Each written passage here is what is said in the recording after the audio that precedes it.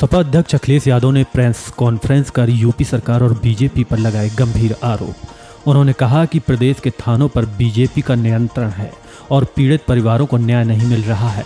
अखिलेश ने कौशाम्बी सहित कई मामलों का जिक्र करते हुए कहा कि गांव-गांव में बीजेपी के खिलाफ नाराजगी है। उन्होंने रामधन गबन मामले को गंभीर बताते हुए आरोपियों पर बुलडोजर कार्रवाई करने के लिए सवाल उठाए।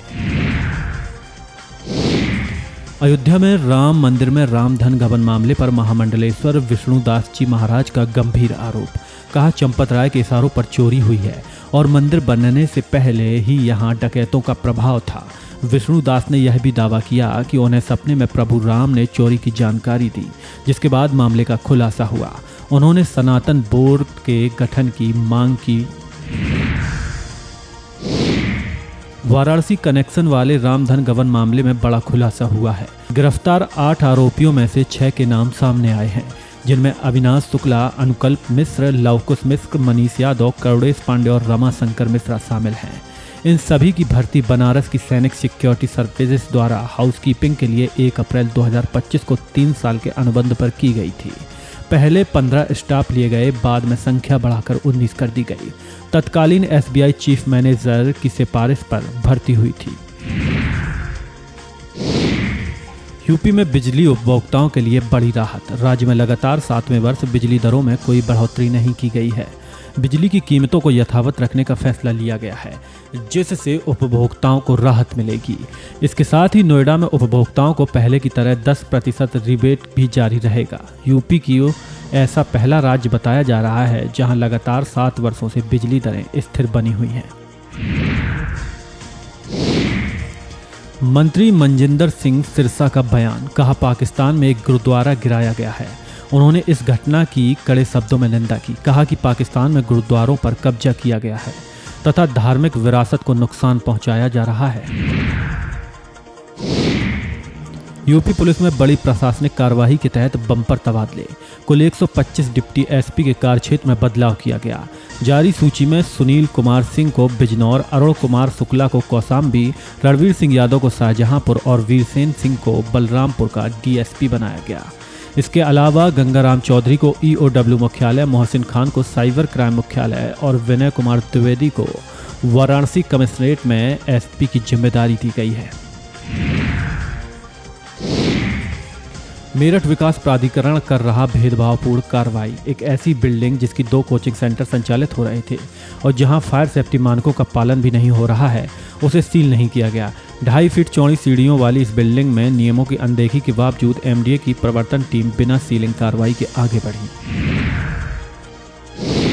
ग्रेटर नोएडा भूमि अधिग्रहण विवाद मामले में सुप्रीम कोर्ट ने बड़ा फैसला दिया। कोर्ट ने 18 साल पुराने इस विवाद में 16 परिवारों के मकानों को भूमि अधिग्रहण से बाहर रखने का आदेश दिया। वर्ष 2007 में 230 हेक्टेयर जमीन का अधिग्रहण किया गया था। सुप्रीम कोर्ट के फैसले के बाद ये 16 परिवार, हालांकि बाकी जमीन का अधिग्रहण पहले की तरह जारी रहेगा। साथ ही विकास प्राधिकरण को निर्धारित विकास शुल्क भी देना होगा। लखनऊ में 250 करोड़ रुपए से अधिक की ठगी करने वाले बड़े साइबर गिरोह का भंडाफोड़। पुलिस ने समिट बिल्डिंग में फर्जी कॉल सेंटर पर मारा छापा।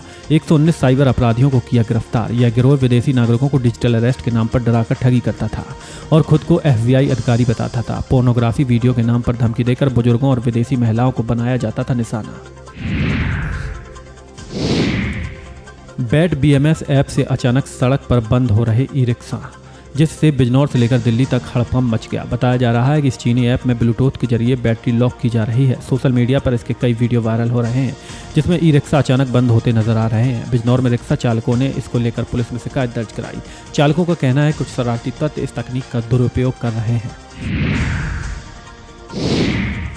दिल्ली में कांग्रेस महासचिव केसी वेणुगोपाल ने प्रधानमंत्री नरेंद्र मोदी को लिखा पत्र। उन्होंने राम मंदिर चंदा गबन मामले की जांच की मांग की। पत्र में सुप्रीम कोर्ट की निगरानी में जांच कराए जाने की अपील भी की गई है। वेणुगोपाल ने मामले पर पारदर्शी और निष्पक्ष जांच की आवश्यकता पर जोर दिया।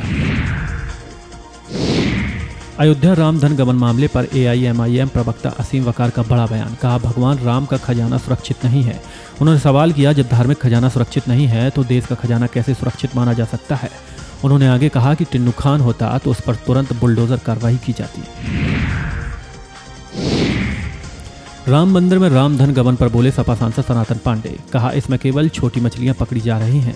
ट्रस्ट से संचालित सभी मंदिरों की जांच होनी चाहिए ताकि पूरे मामले की निष्पक्षता से जांच की जा सके। सपा नेता पवन पांडे का बड़ा बयान। राम मंदिर ट्रस्ट पर लगाया भरोसा तोड़ने का आरोप। उन्होंने पूरे प्रकरण में सुप्रीम कोर्ट से स्वतः संज्ञान लेने की मांग की। साथ ही कथित साजिशकर्ताओं के खिलाफ सख्त कार्रवाई और सभी आरोपियों पर मुकदमा दर्ज करने की अपील की। पवन पांडे ने अयोध्या के वकीलों के विरोध का भी समर्थन किया। अयोध्या में रामधन गबन मामले पर वकीलों ने दी तहरीर। इसमें चंपत राय, अनिल मिश्रा और गोपाल राव के खिलाफ मुकदमा दर्ज करने की मांग की गई है। फैजाबाद बार एसोसिएशन के अध्यक्ष व अन्य वकीलों ने मिलकर निष्पक्ष जांच की मांग की।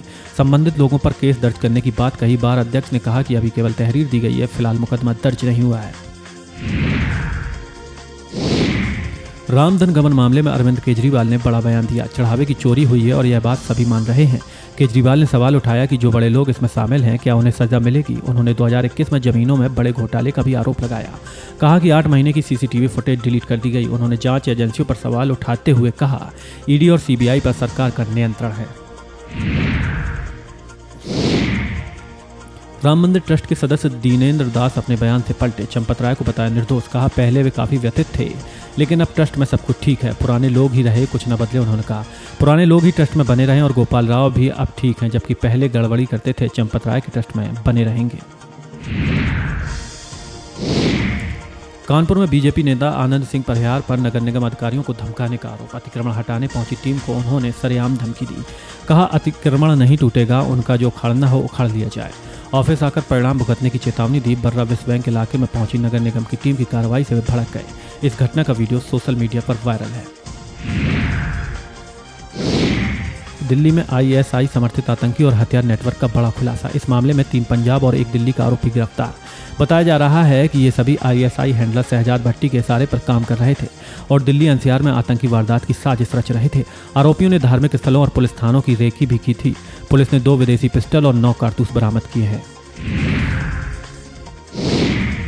पुणे के केतन हत्याकांड की आरोपी सिया गोयल का एक और वीडियो सामने आया। वीडियो में वह नाइट क्लब में फोन पर बात करते हुए और बियर बोतल जैसी चीज पकड़े हुए दिखाई दे रही है। इसी दौरान वह अपशब्दों का प्रयोग करती हुई भी नजर आ रही है। बताया जा रहा है कि दिसंबर 2025 में रिकॉर्ड किया गया एक अन्य वीडियो भी वायरल हुआ है, जिसमें वह कहती दिख रही हैं कि पहले उसे धोखा दिया गया और फिर उसे फोन किया जाता है।